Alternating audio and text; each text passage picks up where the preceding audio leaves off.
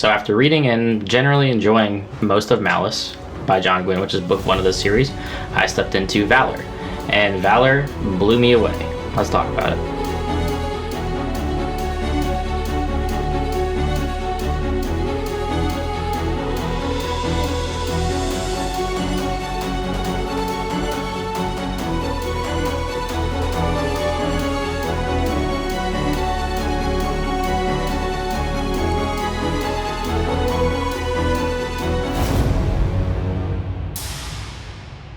Alright, so welcome back. Valor was book 2 of this series and takes place immediately after the conclusion of Malice.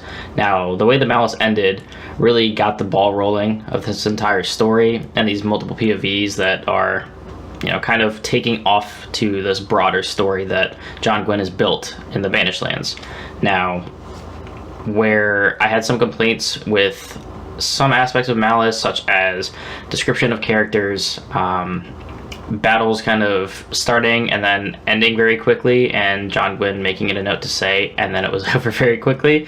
That was just a little nitpicky thing that I kind of picked up on. He kept ending battles that way. He does that a lot less in this book.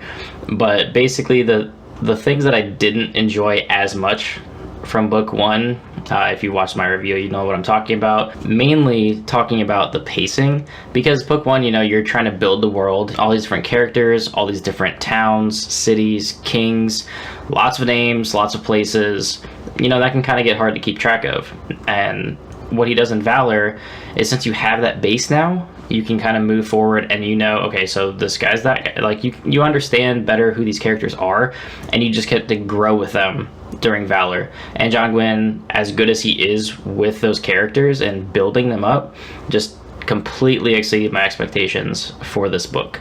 The character work here is top-notch. Everyone from the first book that you were introduced to that grows in this book, I love them even more now.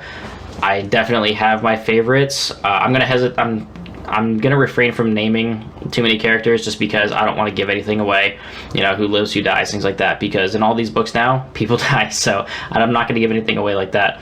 But throughout this book, your main POV chapters that you follow, honestly, they're all interesting. And what I love about that is, so like something that John Gwynne does in these books is he'll take a battle, and you'll have one POV chapter where, okay, it's Team X, and this character is fighting over here and dealing with these characters.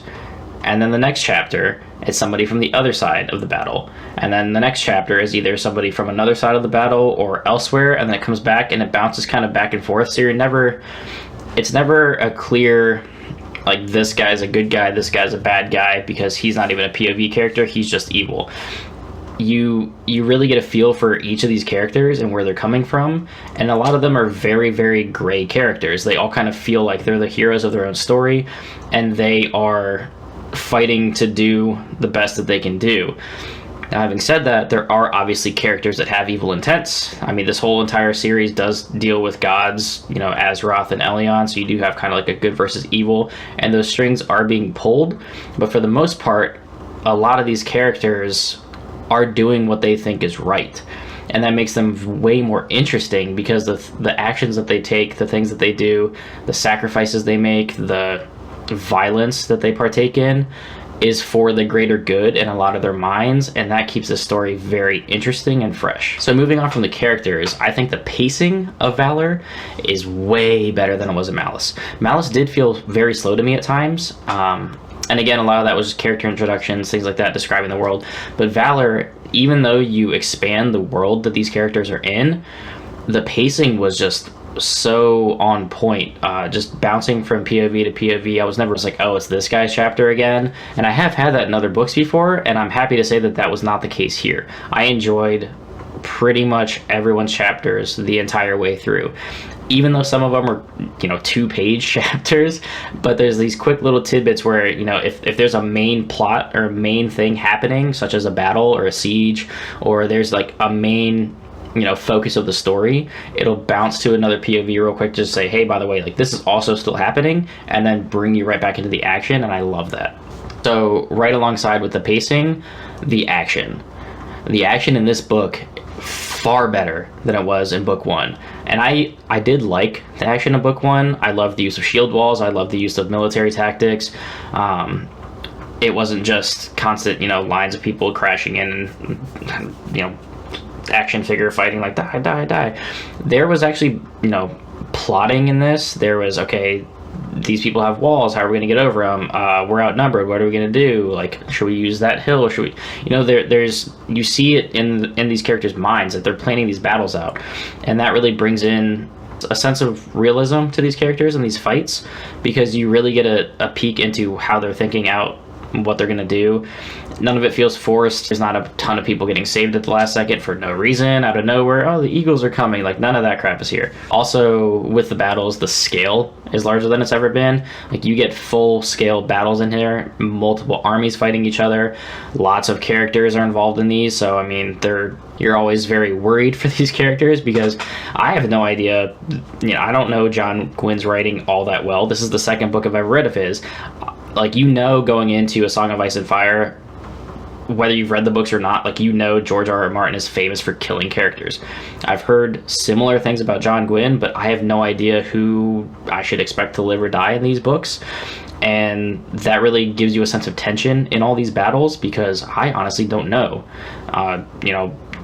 Corban could die, Owain could die, Maquin could die. Like, you really don't know. And that's great, because the violence has stepped up in this.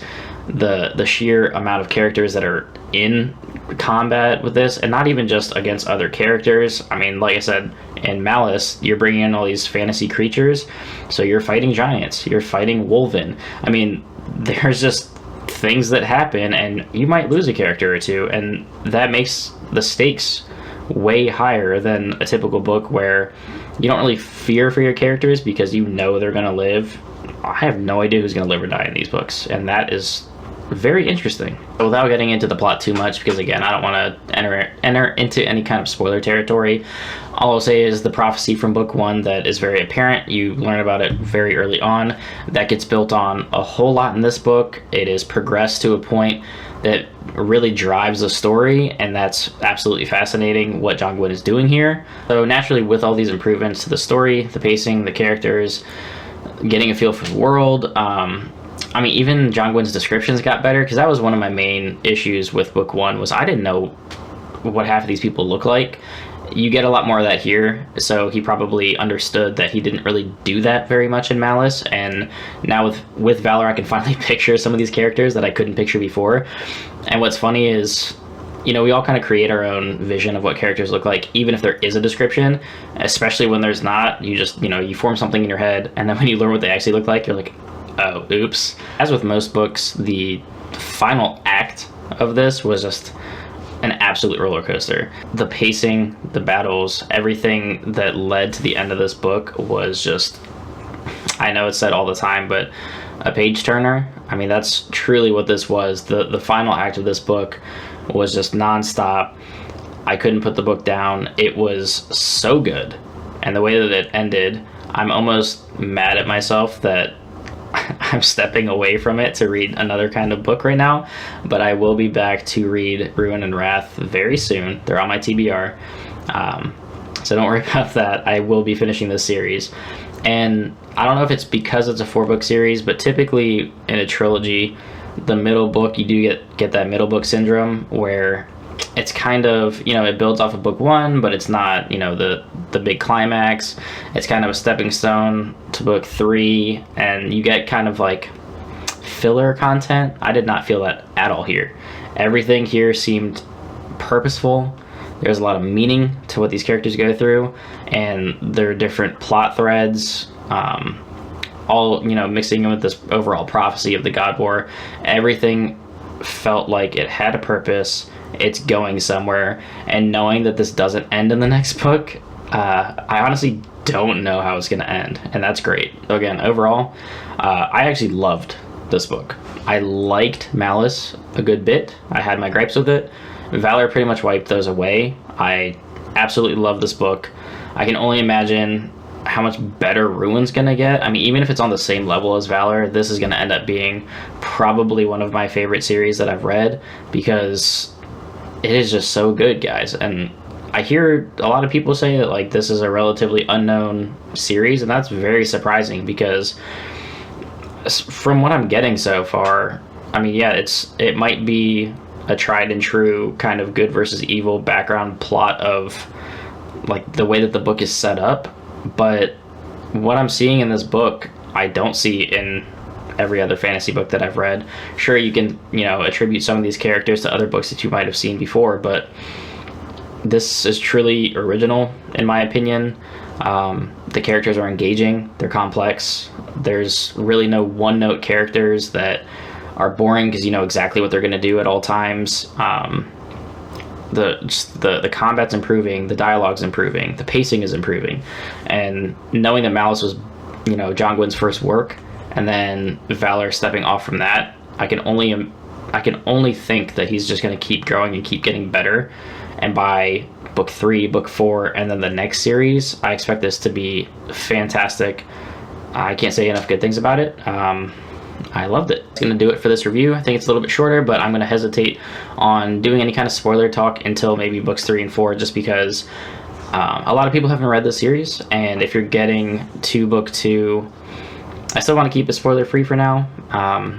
I assume by books 3 and 4 there's probably going to be major plot points that I'm just going to want to gush over and talk about for hours, so I'll probably do spoiler free and then spoiler talk depending on how I end up feeling about Ruin. But that'll do it for Valor. Like I said, I loved it, gave it a 5 out of 5, whatever scale you want to rate it on, that's what I would give this book. It was fantastic, and I'm looking forward to Ruin. So until next time, everybody, keep reading.